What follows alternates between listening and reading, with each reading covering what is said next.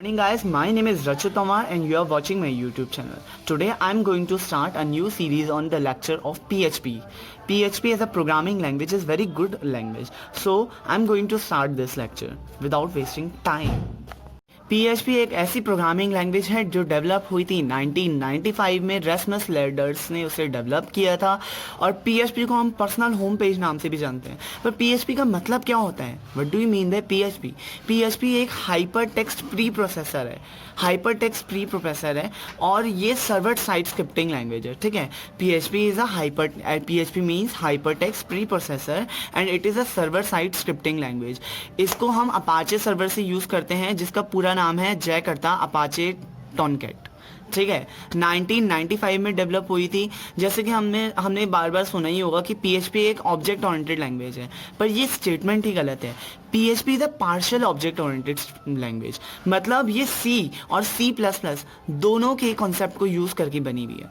इसमें हम simple web pages में भी डेवलप कर सकते हैं और इसे हम डायनेमिक वेब पेजेस भी डेवलप करते हैं। पर PHP एक सर्वर साइड स्क्रिप्टिंग लैंग्वेज है, तो इसका मेन पर्पस या मेन फोकस यही होता है कि इसमें हम डायनेमिक वेब पेजेस को डेवलप करें। वर्जन ऑफ PHP, जब PHP निकली थी तो उसका पहला वर्जन 1.0 था और जो लास्ट और जो अभी जो फाइनल नया वर्जन निकला है, जो लेटेस्ट वर्जन है, वो है 7.4.6 PHP। आप इस डायग्राम में देख ही सकते हो। तो भाई क्लाइंट साइड स्क्रिप्टिंग लैंग्वेज जो होती है वो रिक्वेस्ट भेजती है किसी सर्वर साइड स्क्रिप्टिंग लैंग्वेज में। ये है समझाने का तरीका। तो क्लाइंट साइड स्क्रिप्टिंग लैंग्वेज में हमने HTML और CSS और जावास्क्रिप्ट का यूज़ कर लिया। अब ये क्लाइंट क्या करेगा? रिक्वेस्ट भेजेगा सर्वर को। भाई हम यूज़र है, यूज़र क्या सर्वर को रिक्वेस्ट भेजते हैं। तो क्लाइंट साइड या क्लाइंट हमेशा सर्वर को रिक्वेस्ट करते हैं। जहाँ JSP न्यू लैंग्वेज है जो अभी सर्वर में आई है, जावास्क्रिप्ट की एडवांस वर्जन है। यहाँ ASP भी होती है, यहाँ PHP भी होती है और सर्वलेट भी होती है। ये अलग अलग languages server side scripting language होती हैं। ये क्या करती है? अब इनका काम क्या होता है या PHP का काम क्या होता है? ये मैंने टॉपिक इसलिए बीच में लाया हूँ क्योंकि इससे आप समझ सकते हैं कि भाई हम PHP का यूज़ क्या है। PHP क्या करती है? डाटाबेस से इंफॉर्मेशन निकालती है, यहाँ पे रिक्वेस्ट भेजती है। क्योंकि ये डायरेक्ट यहाँ पे रिक्वेस्ट नहीं भेजती क्लाइंट साइड, तो जो सर्वर साइड लैंग्वेज जैसे कि PHP होती है वो डाटाबेस में रिक्वेस्ट भेजती है और यहाँ से कोई भी इंफॉर्मेशन उठा के वो रिक्वेस्ट जो क्लाइंट ने रिक्वेस्ट भेजी होती है उसको रिस्पॉन्स करती है। अगर यहाँ से किसी वेब पेज को ढूंढा है क्लाइंट ने, तो वो PHP और वो लैंग्वेज PHP में बना, वेब पेज PHP में बना है या सर्वर PHP में बना है, तो क्लाइंट से एक रिक्वेस्ट जाती है PHP के पास। PHP डाटाबेस में वो वेब पेज ढूंढता है और वो रिस्पॉन्स करके क्लाइंट को भेज देता है। तो PHP का यूज़ ये है कि अगर कोई क्लाइंट PHP को रिक्वेस्ट भेजेगा तो वो क्या करेगी? इस डायरेक्ट क्लाइंट डाटाबेस से हैंडल नहीं करेगा। एक सेफ साइड हो जाती है सर्वर डाटाबेस में ढूंढता है और वो क्लाइंट को रिक्वेस्ट का रिस्पॉन्स करता है। अगर बेसिक स्ट्रक्चर की अगर बात करें तो बेसिक स्ट्रक्चर कुछ इस तरह का होता है PHP का। देखो, बेसिक स्ट्रक्चर में सबसे पहले एक ओपन एंगुलर ब्रेसेस होता है या ब्रैकेट होता है, उसके बाद क्वेश्चन मार्क लगते हैं और PHP लिखा जाता है। PHP उसके बाद नीचे उसकी स्टेटमेंट लिखी आती है, सिंटेक्स लिखा जाता है कि इको कराने हैं या प्रिंट कराने हैं, तो उनकी स्टेटमेंट लिखी आती है और फिर क्लोजिंग में आता है क्वेश्चन मार्क और फिर क्लोजिंग एंगुलर ब्रैकेट। तो ये कुछ छोटा सा एक बेसिक स्ट्रक्चर है PHP का, या PHP का प्रोग्राम कैसे लिखा जाता है उसका एक बेसिक स्ट्रक्चर है। अब मैं आपको एक एग्जांपल दिखा देता हूँ PHP का कि भाई एग्जांपल कैसे किया जाता है या कोई भी PHP का एक पहला प्रोग्राम कैसे लिखा जाता है। अगर फर्स्ट प्रोग्राम की बात की जाए तो कुछ ऐसे इस तरीके से फर्स्ट प्रोग्राम लिखा जाता है। इसमें क्या हुआ? सबसे पहले हमने क्या किया? एक एंगुलर ब्रैकेट लिया, उसके बाद क्वेश्चन मार्क लगाया, PHP लगाया। फिर हम अगर किसी भी वेरिएबल को डिक्लेयर करते हैं, जैसे हम इंट A इंट B लेते हैं, तो इसमें हम क्या करते हैं? डॉलर का साइन लगाते हैं। तो $A एक वेरिएबल बनाया जिसमें हमने वैल्यू डाली 100। उसके बाद $B हमने एक वेरिएबल बनाया जिसमें हमने वैल्यू डाली 5.67।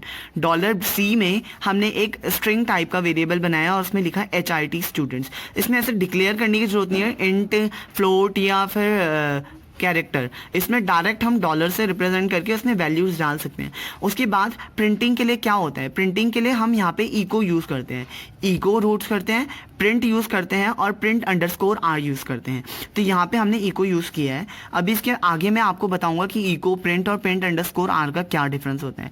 हमने यहाँ क्या डबल कोट्स लिए हैं। डबल कोट्स में हमने क्या किया है, हम पीएचपी यूज़ करते हैं तो पीएचपी में हम जितने भी एचटीएमएल और सीएसएस के जितने भी वो होते हैं, टैग्स होते हैं, तो उसे हम यूज़ कर सकते हैं। जहाँ यहाँ पर हमने फॉन्ट टैग यूज़ किया है। Font colour equals to red. यहाँ साइज़ हमने यूज़ किया है, साइज़ इक्वल टू 7। $A और $P और $C को हमने प्रिंट करा दिया और फॉन्ट को क्लोज कर दिया। ये बात आप जरूर याद रखिएगा कि जब भी हम किसी टैग को लेते हैं पीएचपी में, या तो हम डबल कोट्स यूज़ करते हैं या तो हम सिंगल कोट्स यूज़ करते हैं। सिंगल कोट्स हम तब यूज़ करते हैं जब हमने फॉन्ट के अंदर कोई फॉन्ट लिया होता है, वहाँ हम सिंगल, एक जगह डबल कोट्स और एक जगह सिंगल कोट्स यूज़ करते हैं। और फिर यहाँ पे हमने क्वेश्चन मार्क और उसके बाद क्लोजिंग ब्रैकेट ब्रेसेस लगा दिया है, angular braces, closing angular braces लगा दिया है। तो यहाँ पे देखिए कुछ इस तरीके का यहाँ प्रोग्राम बनेगा। और जब आप इसे प्रिंट कराओगे तो भाई कलर हमें दिखेगा रेड, साइज़ हमें इसका हर एक वेरिएबल का दिखेगा 7, और उसके बाद हमारा $A की वैल्यू प्रिंट होगी 100, B की वैल्यू प्रिंट होगी 5.67 और C हमारे को दिखेगा HRT स्टूडेंट्स बड़ा बड़ा। नया क्वेश्चन ले लेंगे हम। इसमें क्या करा है हमने, एक क्वेश्चन है जिसमें लिखा है कि how to merge HTML with PHP coding. हमें ये तो पता है कि हम HTML को PHP के साथ मर्ज कर सकते हैं या PHP में HTML के यूज़ कर सकते हैं टैग्स, पर हम इसको मर्ज कैसे करेंगे। या फिर जो सेकंड क्वेश्चन है वो भी इसी का पार्ट है, write a program to input a number using input box control and check the number is even or odd. इसमें हमने क्या किया, सबसे पहले हमने HTML की कोडिंग लिखी, HTML बॉडी, फॉर्म में फॉर्म टैग बनाया, क्योंकि हमें अगर हम जब HTML को PHP के साथ मर्ज करते हैं तो हम फॉर्म का यूज़ करना ही पड़ता है। फॉर्म बनाया, फॉर्म में हमने लिखे 2 एट्रीब्यूट्स, फॉर्म के 2 एट्रीब्यूट्स यूज़ करेंगे हम यहाँ। एक होता है मेथड और एक होता है एक्शन। मेथड में हम गेट और पोस्ट यूज़ करते हैं, इसका भी मैं आपको वर्क आगे बताऊंगा, बट ये समझ लीजिए कि गेट हमारी इन्फॉर्मेशन को लेने के लिए यूज़ होता है और पोस्ट भी हमारी इन्फॉर्मेशन को लेने के लिए यूज़ होता है। अब मेथड इक्वल्स टू गेट, मतलब हमने गेट लगाया। अब उसके बाद हमने क्या किया, एक्शन लिखा। एक्शन मतलब वो एक्शन में क्या होता है कि हमारा जो काम होता है ना, जो हमने लॉजिक लगाया है, जिस चीज़ के लिए हमने लॉजिक लगाया वो किस पेज में हमारा वर्क करेगा। जैसे हमने अगर इस पूरे प्रोग्राम का नाम 1.php लिखा है तो ये जो एक्शन है ये 1.php में वर्क करेगा। हमने क्या किया, enter number. Input type equals to text, ये आपको पता ही होगा क्योंकि अगर आपने वेब टेक्नोलॉजीज पढ़ी है तो आपको पता ही होगा, नहीं पता तो मैं बता देता हूँ। इनपुट एक टैग है और टाइप उसका एक वो है, एक्शन है। तो अगर input type equals to text, मतलब हम इसमें टेक्स्ट वैल्यू डालते हैं। एक टेक्स्ट बॉक्स बनाने के लिए होता है इनपुट। नेम हमने दिया, किसी भी टेक्स्ट बॉक्स का नाम देना होता है, हमने एक्स दिया। उसके बाद BR मतलब ब्रेक स्टेटमेंट। फिर input type submit equals to submit, मतलब एक सबमिट का बटन बनाया। और एक इनपुट टाइप रीसेट बनाया। रीसेट में क्या होता है, अगर हमने वो बटन में क्लिक किया तो पूरी वैल्यू क्लियर हो जाती है। तो वैल्यू का नाम क्या दिया हमने, उस बटन का वैल्यू का नाम दिया हमने रीसेट, और टाइप क्या है, वो रीसेट है। उसके बाद क्या है हमारा फॉर्म मतलब हमारा क्लोज हो गया। HTML की हमारी कोडिंग क्लोज हो गई, बॉडी के पास और HTML से हमारी HTML की क्लोज हो गई। अब हमने PHP यूज़ की। PHP में हमने यहाँ पे यूज़ किया angular bracket question mark PHP। तो ये क्या होता है, ओपन एंगुलर ब्रैकेट में ये क्या होता है, ये होती है हमारी PHP की पहली स्टेटमेंट। मतलब अगर हमने PHP की कोडिंग यूज़ किया तो हम ये स्टेटमेंट यूज़ करेंगे। अब हम क्या करेंगे, इफ़ कंडीशन लगाएंगे, इफ़ इस सेट $_get। ये इस सेट क्या होती है कि जो हमारी x की जो वैल्यू होती है ना, वो हमारी उस नेम में सेट हो जाती है। मतलब इसको सेट करने के लिए होता है इस सेट, मतलब कि हमारी जो x वैल्यू आएगी वो सेट होगी हमारे टेक्स्ट बॉक्स में। ठीक है, जो हमने नेम दिया था ना एक्स, वो टेक्स्ट बॉक्स में सेव होती है। तो गेट को हमने गेट करवाया, इफ इस सेट $_get। फिर हमारी जो हमने जो वेरिएबल लिया उसमें एक्स की वैल्यू डाली। अब यहाँ पे हम के साथ वर्क परफॉर्म करेंगे, एक्स के साथ नहीं करवाएंगे। ठीक है, तो ये जो एक्स की वैल्यू होगी उसे हमने डाला में। हम बिना इस सेट के भी लिख सकते हैं, इफ इस सेट $_get के साथ भी लिख सकते हैं, कोई प्रॉब्लम नहीं होगी। बस एक वार्निंग आएगी कि भाई हमने उसे मेमोरी को एलोकेट तो कराया है पर ढंग से नहीं कराया है, तो इसकी एक वार्निंग आएगी। $A = $_get x। ठीक है, मतलब x की जो वैल्यू है, गेट मतलब हम ली जा रही है x की वैल्यू a में, ठीक है। इसका मतलब ये है कि जो गेट कर रहे हैं मतलब हम उसे ले रहे हैं, x की वैल्यू ले रहे हैं और वो a में डाल रहे हैं। अब हमने अपना सिंपल टास्क परफॉर्म कराया, if a modulo 2 equals to 0, अगर a मॉड्यूलो होता है 2 से और वो उसका जो रिजल्ट होता है वो 0 के इक्वल आता है तो हमारा इवन नंबर होगा, एल्स हमारा ऑड नंबर होगा। ये एक बेसिक प्रोग्राम था जो एग्जाम्पल जो मैंने समझाने के लिए इसको लिया था कि भाई अगर आपसे कोई पूछता है कि how to merge HTML with PHP coding, तो आप ये प्रोग्राम बना के आ सकते हो। मैंने थोड़ी देर पहले बताया था कि भाई हमें प्रिंट करवाने के लिए हम 2 या 3 स्टेटमेंट्स का यूज़ कर सकते हैं, उसमें से एक इको और एक प्रिंट था। तो मैं इसमें डिफरेंस बताया था कि भाई what is the difference between echo and print, या कोई भी आपसे पूछे कि इको और प्रिंट में क्या डिफरेंस है तो आप इसे कैसे बताएंगे। देखिए, प्रिंट जहाँ पे लिखा भी है, प्रिंट स्टेटमेंट या print is use for single variable, मतलब प्रिंट को अगर हमें किसी भी सिंगल वेरिएबल को प्रिंट कराना है तो हम तब उसमें प्रिंट लिखते हैं। पर echo is use for multiple variable, echo को अगर हमें इको से अगर हमें किसी चीज़ को प्रिंट करवाना है तो वो मल्टीपल वेरिएबल्स को लेके प्रिंट करवा सकते हैं। जैसे प्रिंट में print $A, print $B, print $C, अलग अलग 3 बार लिखना पड़ेगा। पर अगर हमें इको से करवाना है तो हम ऐसे कर सकते हैं, इको $A, फिर अगर हमें नीचे नेक्स्ट लाइन में करना है तो BR, फिर $B, फिर BR $C, ऐसे हम इको में प्रिंट करवाते हैं। अब ये सेकंड पॉइंट है कि प्रिंट ऑलवेज रिटर्न 1, मतलब अगर जो प्रिंट स्टेटमेंट होगी हमारी PHP में प्रिंट स्टेटमेंट हमेशा 1 रिटर्न करती है, पर echo never return any value, मतलब इको कोई भी वैल्यू रिटर्न नहीं करती, मतलब वो नल वैल्यू होती है, मतलब वो कोई वैल्यू रिटर्न नहीं करती। एक एग्जाम्पल देख लीजिए प्रिंट स्टेटमेंट का, एक hash include stdio.h int main, ये एक C का प्रोग्राम है। एक एग्जांपल देने के लिए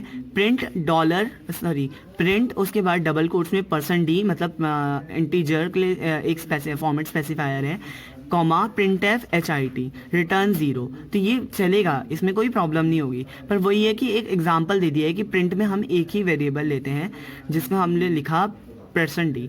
एग्जांपल देख लीजिए प्रिंट और इको का, नीचे दे रखा है PHP स्टार्ट किया, उसके बाद $A, $B और $C में वैल्यूज़ डाल दी। उसके बाद हमने प्रिंट स्टेटमेंट चलाई, प्रिंट $A, BR, फिर अब हमने एक जो हैश होता है, जो आप मेरे को मैं ये दिखा देता हूँ, जो हैश है ये क्या है, कमेंट के लिए होता है। PHP में कमेंट के लिए हम हैश यूज़ करते हैं। तो print is use for return single value, जैसे कि हमने यहाँ पे दिखा रखा है प्रिंट $A, फिर BR क्या होता है, हमने इसको डबल कोट्स में लिया है, BR मतलब ब्रेक द लाइन, ठीक है। अब अगर हमें तीनों वैल्यू एक साथ प्रिंट करानी है तो हमने यहाँ इको में दिखा रखा है, इको $A, $B, $C। तो इको क्या कर रहा है, तीनों वैल्यू को एक साथ वो कर रहा है, ले रहा है, पर प्रिंट क्या कर रहा है, सिर्फ एक ही वैल्यू को ले रहा है, वो भी $A को। PHP पहली बार पढ़ रहा है पर उसमें उसको अगर अदर लैंग्वेजेस की नॉलेज है तो उसको फंक्शंस तो बनाने आते ही होंगे। C और C+ में हमने फंक्शंस कैसे बनाए थे वो आप सबको पता है, डेटा टाइप और फंक्शन का नाम। पर यहाँ पे PHP में हम कैसे करते हैं, यहाँ मैंने अभी क्वेश्चन दे रखा है, how to create function in PHP। तो PHP के लिए फंक्शन बनाने के लिए सबसे पहले हम PHP डालते हैं, उसके बाद डालते हैं फंक्शन का नाम, और उसके बाद उसके जो अंदर के वो होते हैं $A और $B। तो हमने क्या किया, function F1 $A, $B, echo $A, मतलब प्रिंट कराने के लिए $A, फिर हम स्पेस के लिए हम एड्रेस NBSP भी दे सकते हैं, और डॉट करके हम डबल कोट्स में एक ब्लैंक स्पेस भी दे सकते हैं। फिर डॉट मतलब कॉन्कैटिनेशन के लिए, मतलब वो कॉन्कैटिनेट हो रहा है। उसके बाद कॉन्कैटिनेट मतलब जुड़ना, फिर $B, फिर डॉट, फिर BR, ठीक है। अब फंक्शन F1 में हम लोगों ने 10, 20 डाला तो फंक्शन को हमने इसमें कॉल किया। अब क्योंकि $A और $B जो हमने किया है कॉल, उसमें हमने कोई भी डेटा टाइप नहीं डाला है, तो उसमें हम कोई भी वैल्यूज़ डाल सकते हैं। F1 10, 20 ये हमने फंक्शन कॉल किया, और उसके बाद फिर से F1 BCA, HIT, तो ये हमने BC और HIT स्ट्रिंग टाइप के वेरिएबल्स डाले, तो ये चल जाएगा। अब यहाँ पे मैंने लिखा है to create function in PHP, मतलब अगर हम फंक्शन को क्रिएट करते हैं PHP में, we use a keyword function, मतलब फंक्शन कीवर्ड हमें यूज़ करना ही करना है। जैसे कि हमारा जनरल सिंटैक्स है, जैसे हमने लिखा है function name, number of parameters और स्टेटमेंट्स, मतलब अगर हमें किसी फंक्शन को बनाना है, जैसे हमने ऊपर फंक्शन बनाया है F1, तो उसके आगे हमने फंक्शन के नाम से पहले हमने फंक्शन लिखा, तो फंक्शन एक कीवर्ड है, इसको अगर हम लिखेंगे कहीं भी PHP में तो हम फंक्शन बना सकते हैं। और उसमें स्टेटमेंट लिखेंगे, और नंबर ऑफ पैरामीटर अगर हम ना भी देना चाहें तो वो हमारी मर्जी है। आखिरी में आपको बता देता हूँ कि हमने आज क्या क्या पढ़ा।